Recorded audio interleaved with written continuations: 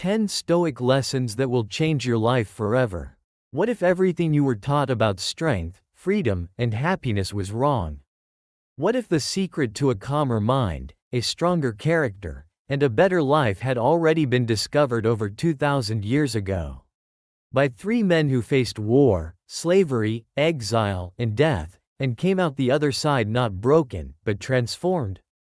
Marcus Aurelius, Seneca, Epictetus. One was the most powerful emperor Rome ever produced. One was a brilliant philosopher and writer who lost his fortune not once, not twice, but 3 times and still found peace. One was born a slave with literally nothing to his name and became one of the freest, most respected men who ever lived. These 3 men came from completely different worlds. They lived in different centuries, under different circumstances, facing different challenges. But they all arrived at the same truth. A truth so powerful, so practical, so deeply relevant to your life right now that it has survived 2,000 years of war, collapse, revolution, and change, and still transforms lives today. In this video, we are going to explore 10 Stoic lessons. Not abstract theories, not academic philosophy. Real, practical, immediately applicable tools that you can use today to master your emotions, reclaim your freedom, overcome your fears, and build a life of genuine strength and lasting purpose. If you have ever felt powerless against your circumstances, overwhelmed by your emotions, paralyzed by fear, exhausted from trying to control everything around you, or lost in a life that feels like it belongs to someone else, this video was made for you. Let's begin. Lesson 1. You are more powerful than you think. Marcus Aurelius wrote these words in his private journal. A journal he never intended for anyone else to read. A collection of personal notes written to himself in the darkest and most difficult moments of his reign. You have power over your mind, not outside events. Realize this, and you will find strength. Think about who wrote those words. The most powerful man on the face of the earth. The Emperor of Rome. The man who commanded the greatest military in the ancient world. Who governed millions of people across an empire that stretched from Britain to Mesopotamia. This man with all that power, all that wealth, all that status sat down alone at night and reminded himself of one fundamental truth. The only real power you have is over your own mind. Why would the most powerful man in the world need to write that reminder to himself?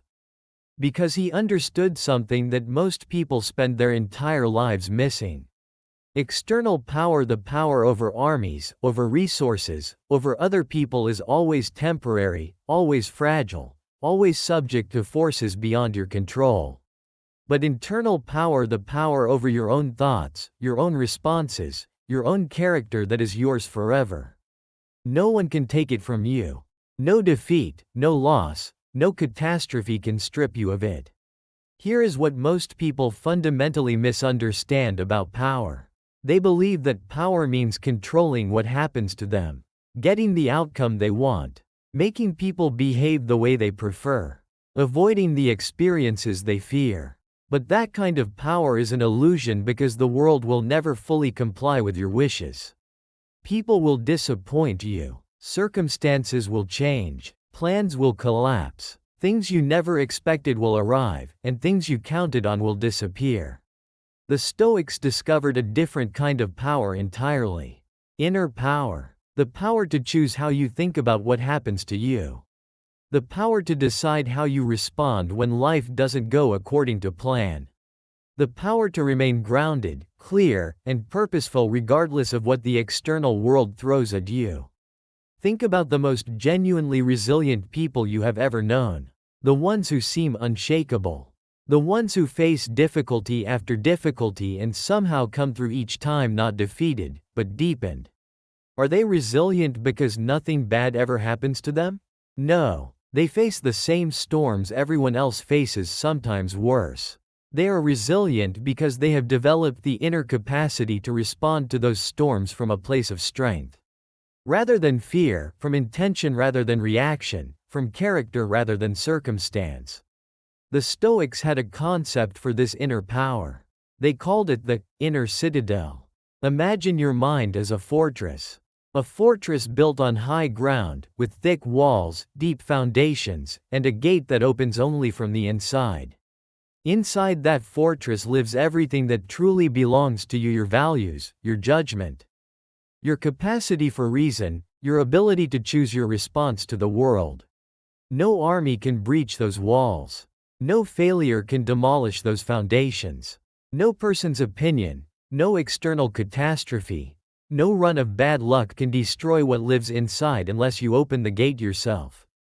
The next time life overwhelms you and it will stop asking, "Why is this happening to me?" That question is the language of a victim. It positions you as someone to whom the world happens, rather than someone who engages with the world. Instead, ask, "How can I grow stronger from this?" That question is the language of a Stoic. It positions you as the author of your response, the builder of your character, the creator of your own strength. Your mind is your greatest asset. It is the one thing that has always been yours, that will always be yours, and that no one can ever take from you. Guard it fiercely. Train it daily. It is the source of everything real and lasting in your life. Lesson 2. Your emotions don't control you unless you decide to let them. Epictetus said, "It's not what happens to you, but how you react to it that matters." Let's be honest about something. You've been there. Someone cuts you off in traffic and you feel that immediate, hot surge of rage. Your boss sends a critical email and you feel that deep, hollow sting of hurt. Your plans fall apart and you feel that wave of panic washing over you, making it impossible to think clearly. You snap at someone you love because you're stressed about something completely unrelated. You send a message you regret. You make a decision from fear that you wouldn't have made from calm. You're reacting like a puppet and your emotions are pulling all the strings. And the worst part is that you know it's happening, but you can't seem to stop it. But here is the truth that changes everything. Between what happens to you and how you respond to it, there is a space. A tiny, almost invisible space. A fraction of a second. A single breath. Most people never notice this space exists. They react instantly, automatically, as if there were no gap at all between stimulus and response. But that space, that pause, is where your entire freedom lives. Think about what happens in your brain when a strong emotion hits. A signal arrives. Your brain processes it. Before you respond, there is a moment, however brief, where multiple possible responses exist simultaneously. You can react from programming, from habit, from fear and ego and old wounds. Or you can respond from choice, from values, from the person you have decided to become. The Stoics spent years training themselves to expand that space, to make the pause longer, to make the choice more conscious and deliberate. And the result of that training was not emotional emptiness, it was emotional intelligence.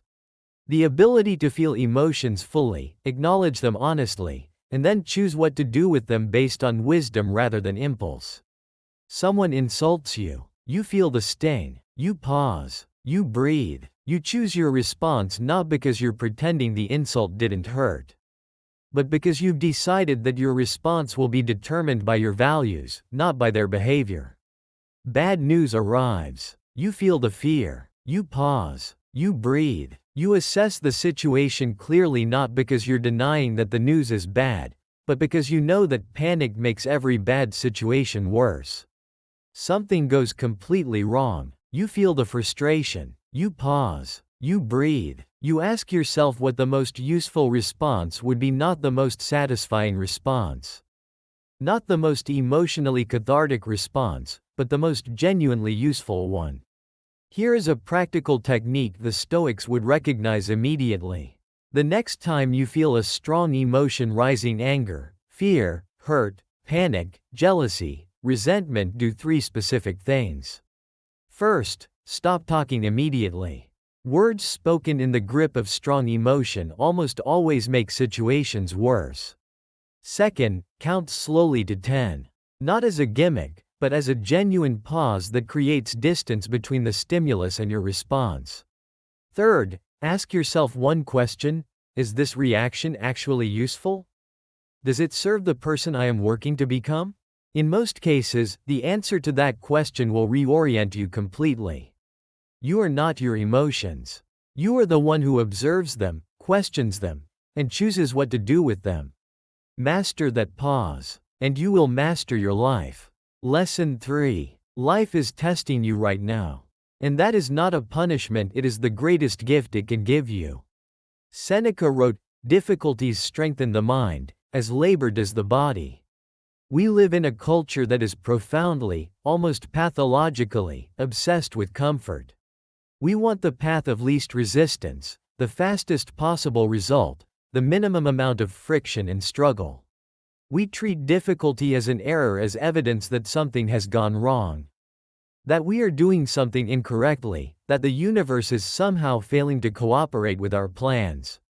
But the Stoics understood something about difficulty that our comfort-obsessed culture has almost completely forgotten. Difficulty is not the enemy of growth.